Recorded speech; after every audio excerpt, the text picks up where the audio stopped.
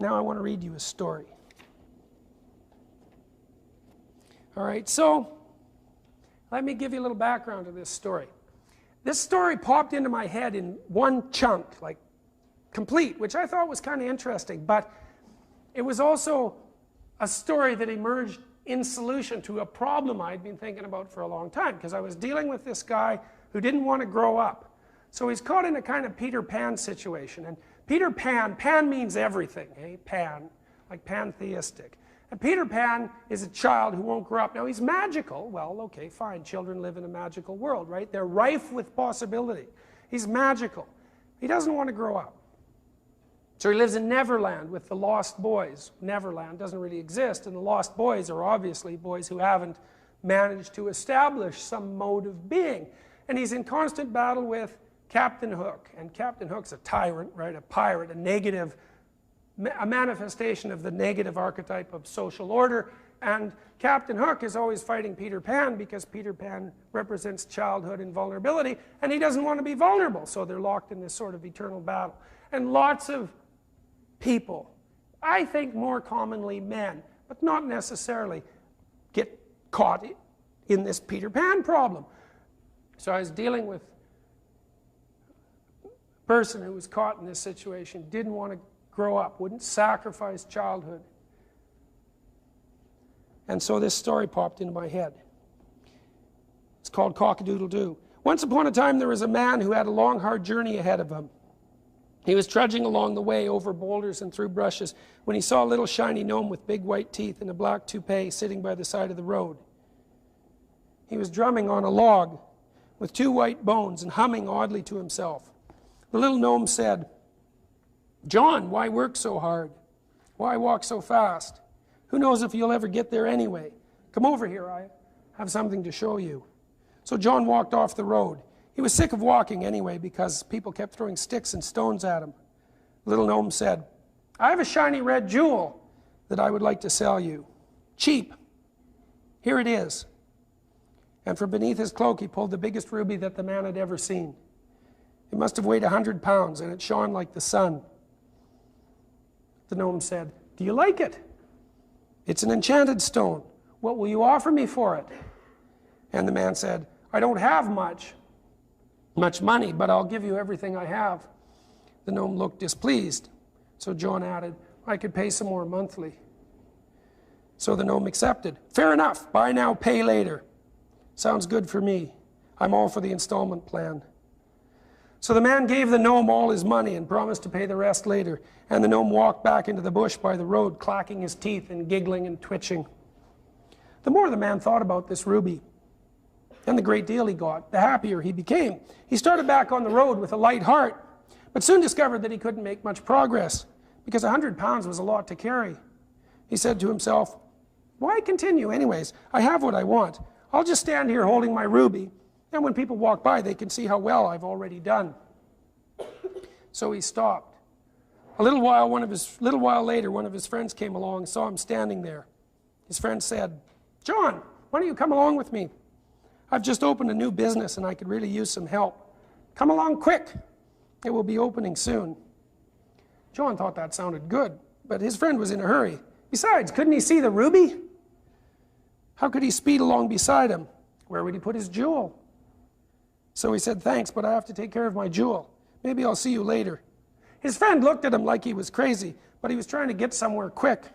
So he just shrugged a bit and said, "Okay, John, see you later." And he sped on down the road. A little while later, another friend came by and he said, "John, nice to see you. I'm going back to school. There are lots of wonderful things to learn, great things to do. The world is full of unsolved problems. I could use some company. Would you like to come along?" John thought that sounded pretty good, but this friend too looked like he was in a hurry. Besides, standing beside the road holding the jewel was tiring, and he needed all the energy he had for that. So he said to his friend, "Thanks, but I have to take care of my jewel. Isn't it beautiful? Maybe I'll see you later." His friend looked at him like he was crazy, but he was trying to get somewhere quick. So he just shrugged and said, "Hope everything goes all right with you. See you later." Many friends came and went, and the years went by. The jewel got heavier and heavier, but the man got more and more attached to it. The only thing was, nobody seemed to notice how beautiful it was. people would rush by and talk about their plans, and nobody had a ruby as big, and nobody seemed likely to get a ruby as big, and you'd think that someone might have had said something like, at least, "Nice ruby, John. Sure wish I had one like that." But it never happened. Then one day someone new came down the road. He was bent over and he was thin and his hair was gray, although he didn't look that old. He was carrying a big dirty rock carefully in his arms, and he wasn't making much progress. The strange figure approached and glanced up at John. Then he grinned and said, "Why are you standing there so stupidly with a big ugly rock in your tired old hands? You look pretty daft. I bet you wish you had a big ruby like the one I am carrying." And John thought, this poor man is deluded. He's carrying a rock. It is I who have the ruby. So he said, "Excuse me, sir, but you are sadly mistaken. I'm the one with the jewel. I met a little gnome by the side of the road, and he sold it to me. I'm still paying for it, although not so very much. You are carrying a rock." The tired stranger looked annoyed. He said, "I don't know what game you're playing, mister. You have a rock. I have a jewel. The little gnome you described sold it to me, and he said it was the only one. I've been carrying it for 20 years, and I'll never let it go." And John said, "But I've been carrying mine for 20 years too. It can't be just a rock. Rock or jewel?" On and on they argued. Suddenly out stepped the little gnome, as if he'd never left. Only this time he wasn't so little. He was bigger and redder and menacing, and his laugh sounded like the rattling of chains. "Quit arguing, you two. I've never seen a sight quite so pathetic. You're carrying rocks, both of you.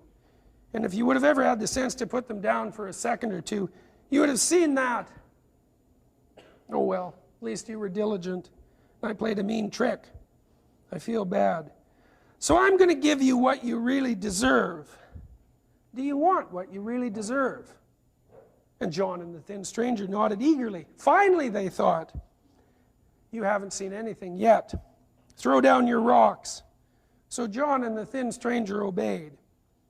Each rock split down the middle when it hit the ground. Out flowed a river of ravenous white worms, which rushed towards the men and devoured them whole, while they thrashed about and screamed. Soon nothing was left except a leg bone from each. The little gnome picked them up and walked off the road. He sat down by a hollow log and started to drum. He drummed and he waited, and he hummed an odd little tune. "A picture of food feeds the whole hungry clan. The image of good makes the whole healthy man. Why walk for miles? Why do the work? Just smile the smile.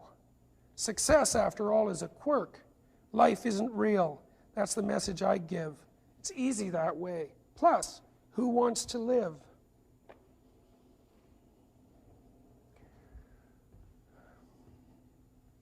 So needless to say, the guy that I was telling this story to never listened to it, and things really didn't go well for him for a long, long time. And they really didn't go well for him until he was willing to give up some of the things he was carrying along. So he had acquired, for example, a number of things that he couldn't afford. And the fact that he was carrying them, right, paying for them month after month, meant he couldn't afford to get an education, was perfectly willing to sacrifice the possibility of getting an education for the image of success rather than the reverse, right? And he was completely irritated at the world because he had all these trappings of success, which no one he admired also admired, and he absolutely wasn't getting anywhere. And he thought that was tremendously unfair. But the truth of the matter was that had he put down what he was carrying for even a moment, then he would have been able to get to where he wanted to go.